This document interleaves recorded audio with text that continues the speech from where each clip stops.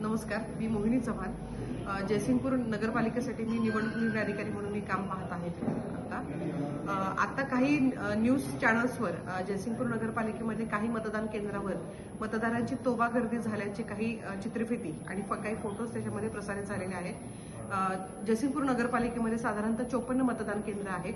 आता ह्या वेळेला जवळजवळ 40 मतदान केंद्रावरची मतदान प्रक्रिया ही पूर्णपणे सुरळीतपणे पार पाडून झालेली आहे. उर्वरित जे मतदान केंद्र आहे त्याच्यावर 5:30 वाजता जे रांगेमध्ये मतदार आहेत तर त्यांना टोकनचं वाटप करून त्यांची मतदानाची प्रक्रिया देखील ती पूर्ण करायची प्रक्रिया जी आहे तर ती माननीय निवडणूक आयोगाच्या आदेशाप्रमाणे ती होत आहे.